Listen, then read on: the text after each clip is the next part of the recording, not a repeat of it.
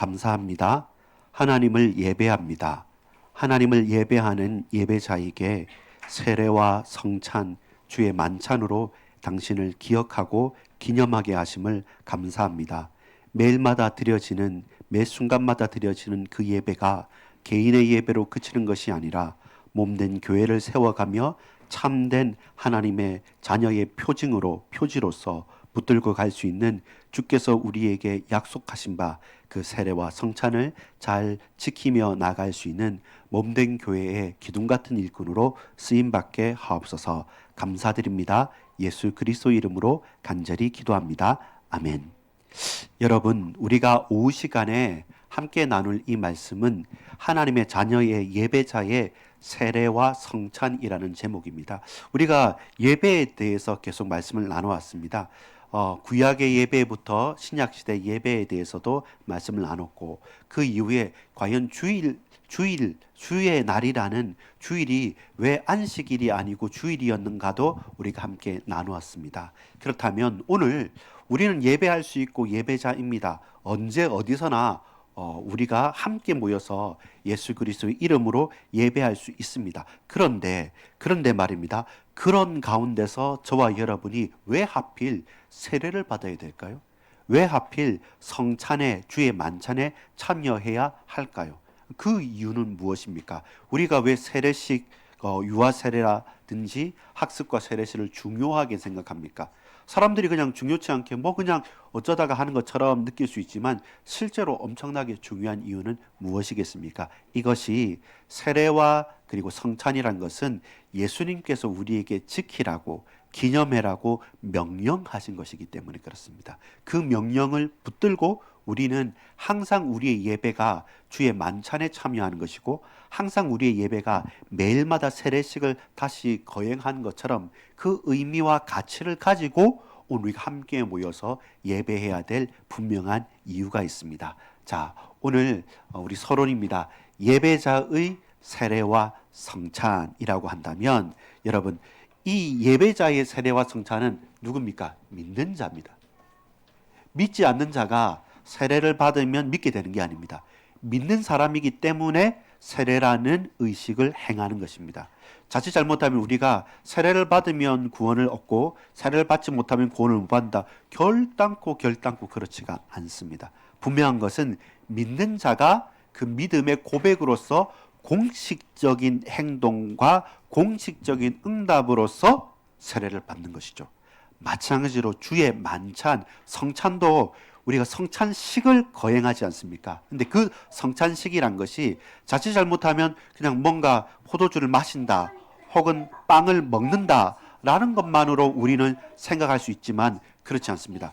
먹고 마시고 주의 만찬에 참여하는 것, 그 이상의 놀라운 은혜들을 우리가 확인해야 됩니다. 그래서 믿는 자가 세례를 받고 믿는 우리가 성찬에 참여하는 것. 그래서 세례와 성찬은 누구의 표지냐? 우리 결론에서 말하겠지만 올바른 성도의 표지가 되는 겁니다. 하나님의 자녀는 세례와 성찬을 가장 신실하고 가치 있게 성실하게 신행하는, 또 수행하는 그런 성취자가 된다는 사실, 이것을 우리가 알아야 됩니다. 그래서 여러분 항상 알아야 될 것, 세례 받았기 때문에 믿는다, 성찬을 행하기 때문에 믿는다라는 것이 아니라 믿는 사람이 같이 참여하는 것이 성찬, 주의 만찬이고, 믿는 우리가 믿기 때문에 공적인 모든 교회가 확인해 주는 거죠. 우리 아이가 태어났을 때도 이 아이가 믿음의 부모에 의해서 믿음으로 잘 양육받고 그 언약을 우리가 반드시 전달하겠습니다라는 고백 가운데 모든 교회 앞에서 유아 세례도 하고, 또한 입교와 세례식을 할 때 우리가 무릎을 꿇고 그 물로 머리에 붓는 것입니다. 하는 것입니다. 그래서 실제로는 세례 받음, 그러니까 세례는 받는 것이고 성찬은 참여하는 것이죠. 왜 세례를 받는다고 하고 왜 성찬에 참여한다고 할까요? 만찬에 참여한다 할까요? 그 주체가 있는 것입니다. 왜냐하면 세례는 내가 원해서 받고 말고 하는 것이 아니라 우리가 누구로부터 받는 것이죠. 하나님의 은혜로부터 우리가 세례를 받는 것이지 내가 세례를 받겠다고 해서 쟁취하는 것이 아니고, 이 성찬에 참여한다는 말은 뭡니까? 우리는 호스트, 저와 여러분 누굽니까? 우리는 손님들이라는 것이죠. 우리는 손님들이고 주인이 우리를 초청했기 때문에 우린 거기에 참여하는 것이죠. 그래서 오전 예배와 연결해 보자면 주어가 하나님이란 겁니다. 하나님이 우리에게 세례를 주셨던 것이죠. 주의 성령께서 우리에게 은혜를 베풀어 주신 것처럼 또한 우리가 믿음을 주셨고 은혜를 베풀어 주셨기 때문에 주의 성찬에 참여하여서 온 마음과 뜻을 모두어서 이 빵을 떼서 주잖아요. 빵이 주의 살이다. 이 포도주가 주의 피다고 우리는 믿고 고백해서 함께 참여하는 것이죠. 그래서 왜라는 질문을 한번 해볼까요? 왜 세례 받아야 됩니까? 세례 받지 않아도 믿는 사람 있습니다. 또 세례 받지 않고도 믿는 것은 가능합니다. 근데 왜 하필 세례를 받아야 합니까? 그러면 예수님이 세례를 받으셨어요. 모범으로. 예수님은 세례 받으실 필요가 없는 분인데 근데 예수님께서 세례 받으실 때 마태복음 1장에 보면 놀라운 일이 일어나죠. 어떤 일이 일어납니까? 성부와 성자와 성령께서 함께 그 시간에 역사를 하는 거죠. 이 말은 뭡니까? 모든 것이 성취되어지는 것이죠. 우리가 믿는 건 맞아요. 개인적으로 고백도 하고 성경도 읽고 믿는데 성부와 성자와 성령의 이름으로 성삼위 하나님의 이름으로 내 개인적인 고백뿐만 아니라 공교회 전체로서의 공식적인 공인, 그래서 우리가 교회를 조직할 때도 세례교인 이상 몇 명, 이 말은 뭐냐면 교회는 믿는 자들의 모임이고 그 믿는 자의 증거와 표지가 뭐냐? 나는 공식적으로 모든 성도들 앞에서 세례를 받았다는 겁니다.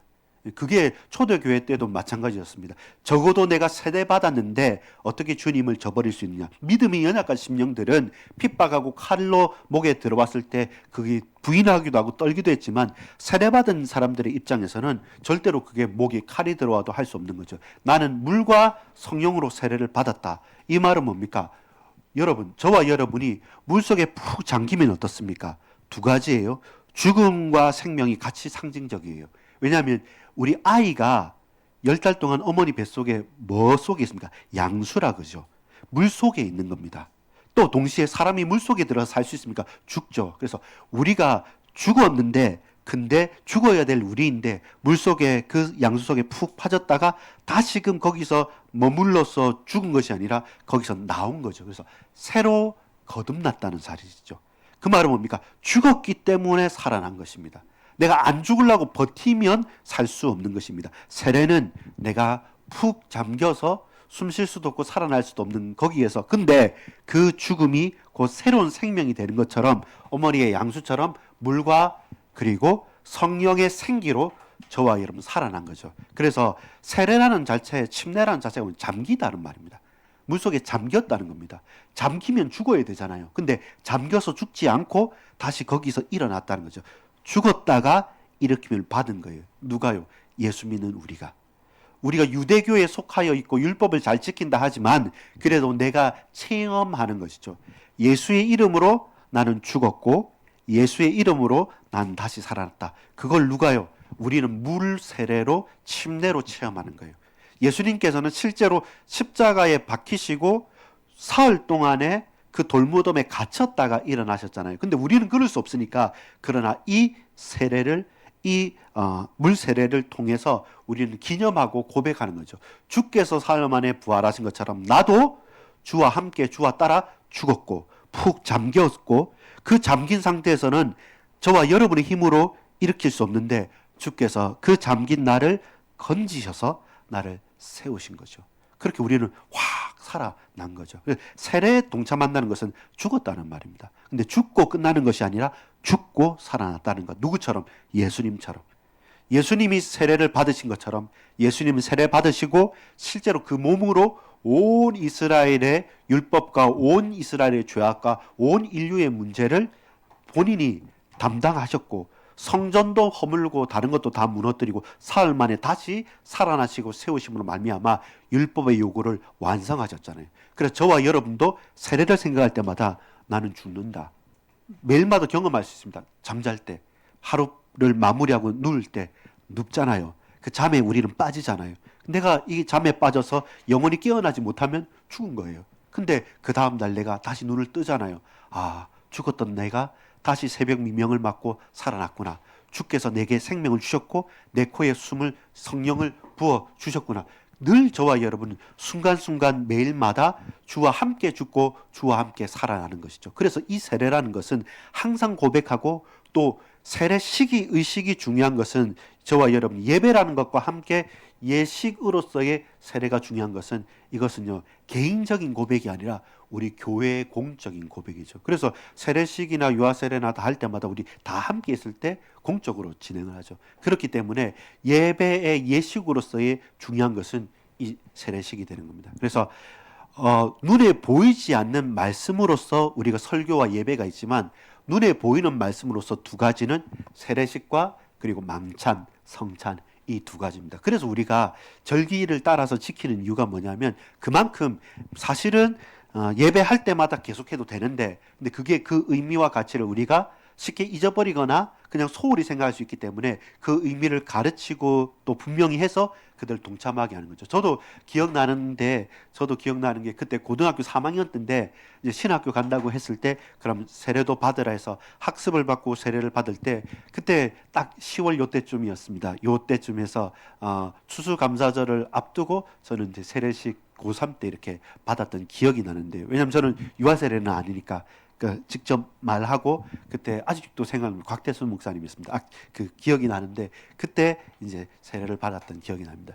우리에게 반드시 이 세례에 대한 내가 죽고 거듭났다는 사실에 대한 이 공적인 고백은 필요합니다.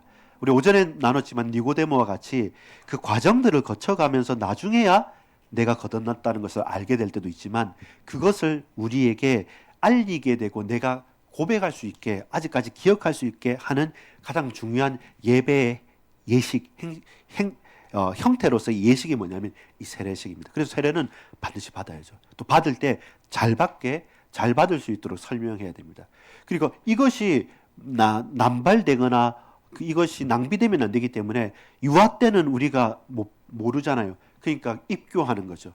내가 세례는 받지 않지만 그러나 내가 장성했잖아요. 너무나도 감사하게 어머니 아버지 통해서 예수님을 영접하고 하나님의 자녀가 됐다는 것을 13세 이후에 과거에 유아 세례도 받았지만 지금 물론은 필요 없지만 공교회 앞에서 저는 세례교인이 맞습니다. 나는 이제부터는 내가 정말로 성인답게 신앙생활 제대로 하겠습니다는 입교 이런 형식으로 그것을 같이 확인해 가는 것이죠. 세례는 받아야 됩니다. 그리고 그것은 공적이고 아주 분명한 우리에게 표지가 되는 것이죠. 예를 들어보자면 그 니고데모는 오늘 본문에 읽었던 건 3장에 보면 밤에 찾아와서 예수님에 대해서 갈급한 가운데 묻잖아요. 근데 나중에는 낮에 이 니고데모가 요한복음 7장에 보면 예수님이 더욱더 큰 역사를 많이 일으키니까 잡아 죽이자는 많은 모의가 그 사내들인 공이나 이렇게 많이 있었어요. 근데 이 사람은 바리새인이고 지도자니까 자기도 그 회의에 참석해서 그 밤에 예수님을 살짝 만났던 사람이 그 회의 공식적인 곳에서 낮에 정말로 하나님이 역사하신 거라고 한다면 당신들이 실수하는 거 아니냐 더 지켜보자라고 하면서 예수님 변론하게 됩니다. 나중에 여러분 요한복음 19장에 보면 이 거듭났다라는 증거가 희미했던 니고데모가 모든 사람이 예수의 십자가를 지고 그 위에 시체를 놔뒀을 때 어느 누구 한 사람 가는 데 없을 때 아리마대 요셉과 그리고 이 니고데모는 그 시체를 가지고 장사 지낸 것까지 내가 부활은 믿지 않지만 부활은 내게 와닿지 않지만 그러나 이 예수님은 하나님 보내신 자를 알았기 때문에 그렇게 보세요. 밤에 있던 자가 낮으로 그리고 내가 상처받고 손해볼 수 있음에도 불구하고 내 모든 명예를 다 걸고 다 잃을 것을 예상하고 그 시체를 달라고 했단 말이죠. 그러면 유대인들의 타겟이 됩니다. 그래도 생명을 거는 사람이 되어졌고 그 이후에 이는 부활의 주님을 체험했을 때 정말로 내가 거듭났다는 사실에 대해서 분명히 확인해 가겠죠. 이것처럼 저와 여러분이 우리 자녀의 내 개인의 세례라는 것은 주님께서 내게 주신 것 나는 반드시 받아서 누리고 고백해야 될 것. 상징적인 의미는 뭡니까? 이건 죽음입니다. 첫째 의미는 죽음입니다. 죽고 거듭남, 다시 살아났다는 겁니다. 우리가 부활을 체험할 수 없지만 세례를 통해서 부활을 체험하는 겁니다. 죽었잖아요. 물에 잠겨서. 근데 잠긴 나를 다른 누가 끌어당겨서 살린 거예요. 그래서 푸 하고 올라오는 거예요. 우리 그걸 기념하기 때문에 물론 머리에 세례를 하지만 그러나 본 의미는 세례라는 침례라는 의미는 잠기다는 거예요. 쫙 잠기는 겁니다.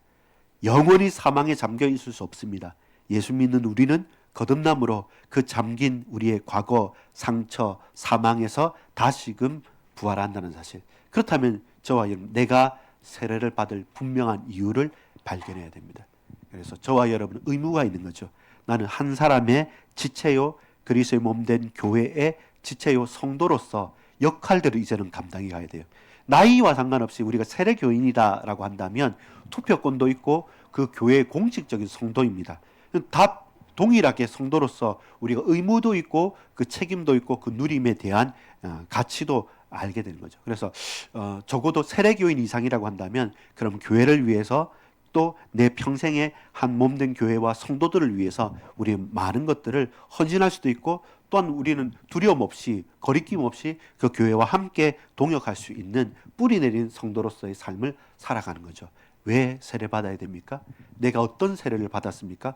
이것은 주와 함께 죽고 주와 함께 살아났다는 가장 중요한 증거가 되죠. 그 다음에 여러분, 성찬이라는 것은 뭘까요? 성찬이라는 것은 이건 또한 또 만찬이죠. 만찬이라 하기까지는 조금 좀 소박합니다.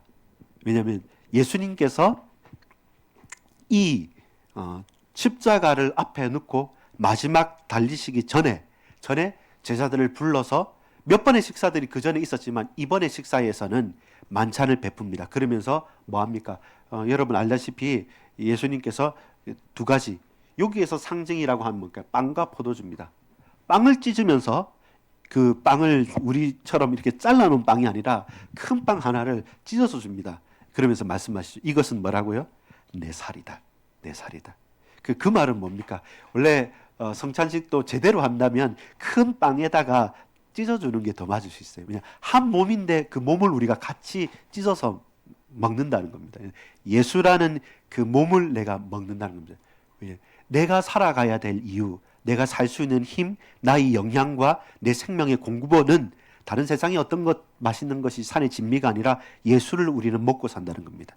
그리고 그 포도주는 뭐라고 말합니까? 잔을 돌리면서 이건 내 피, 언약의 피니라 이렇게 말씀하시죠. 그처럼 빵과 포도주를 통해서 예수님의 살과 피를 먹고 마시고 또 어떻게 합니까? 나누는 거죠. 그 공범이에요. 우리는 십자가의 공범이기도 합니다. 나쁘게 말한다면 내가 예수를 죽이고 내가 산 거잖아요. 예수로 말미암아 내가 살았지만 내 대신 죽으시고 내가 그 살과 피를 먹으면서 살아가잖아요.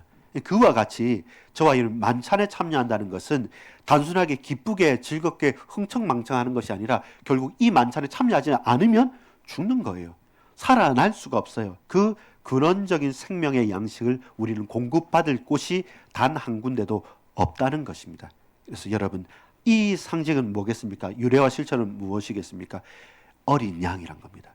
그 전에 과거에서부터 계속 지켜왔던 유월절에 진짜 주인공이 오셨다는 겁니다. 이제 더 이상 양과 염소와 소를 잡을 필요가 없고 희생 제물을 드릴 필요가 없는 것은 그때는 전부 다 그림자가 와서 그림자 역할을 다 했지만 이젠 진짜가 와서 수십만의 양과 소를 잡지 않아도 단번에 자기 피로 가셔서 자기의 살을 드림으로 문제를, 저주를, 멸망을, 사단을, 모든 흑암을 다 꺾으시고 말씀으로 율법을 완성하신 사랑의 완성자로 주님이 오셨다. 그렇기 때문에 우리는 반드시 마셔야 돼요.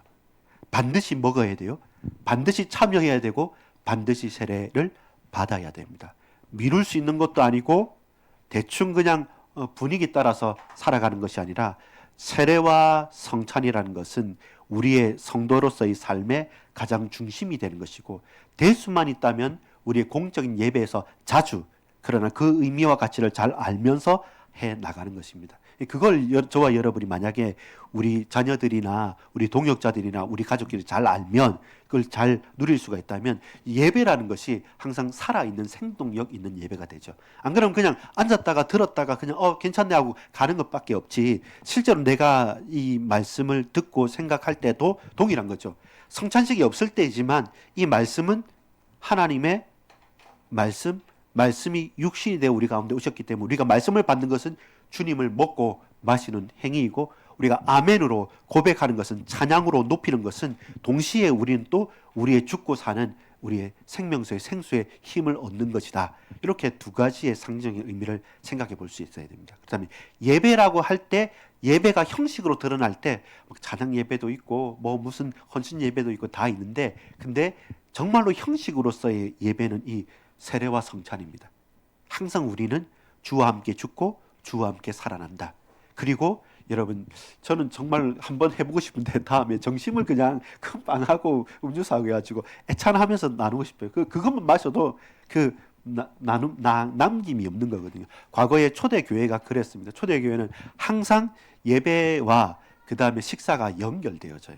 그리고 우리가 알다시피 지금 이렇게 됐지만 그 이전에 쭉 보면 종교개혁 시대 때 칼빈과 루터 할 때도 보면 엄청 2부의 순서가 설교하는 순서보다 2부 순서가 더 길었어요. 왜냐하면 사람들이 많으니까 거기서 성찬식을 계속해야 되니까.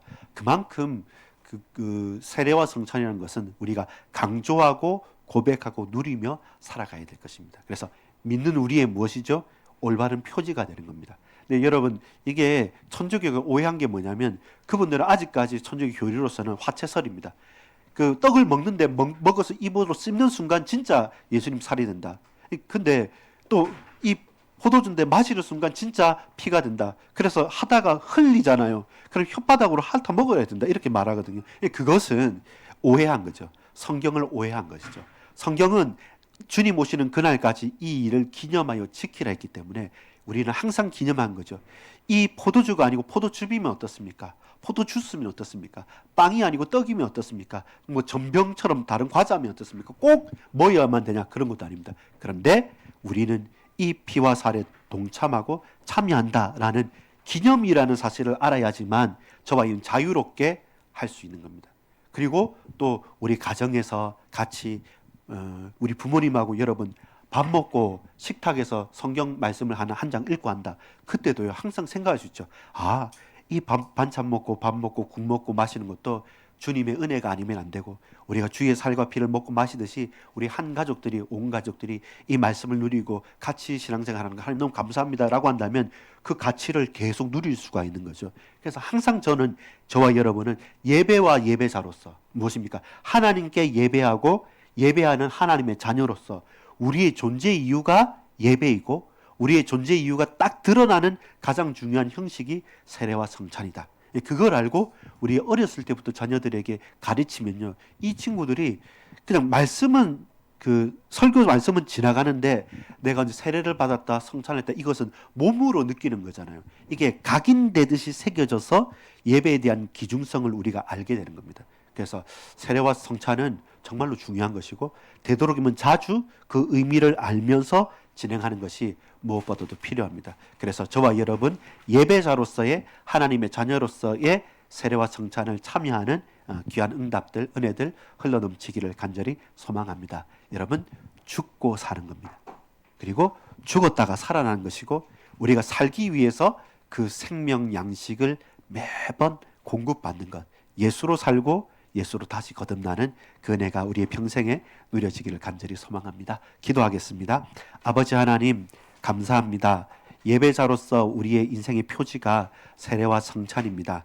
결국 그 물과 피로 우리가 다시금 거듭나고 그 떡과 그리고 그 포도주로 말미암아 주의 살과 피를 우리가 나누는 것처럼 오늘도 살아갈 수 있는 것은 주님의 은혜 때문입니다. 우리의 일평생이 이유 있는 삶을 살 수 있도록, 특별히 우리 자녀들과 후대들에게 이 성찬과 세례의 예배의 중요한 형식들을 잘 전달하고 함께 나눌 수 있는 은혜가 흘러넘칠 수 있도록 세례자로서, 성찬에 참여한 자로서 하나님을 높이는 주의 백성들 다 되어질 수 있도록 역사해 주옵소서. 믿고 감사드립니다. 예수 그리스도 이름으로 간절히 기도합니다. 아멘.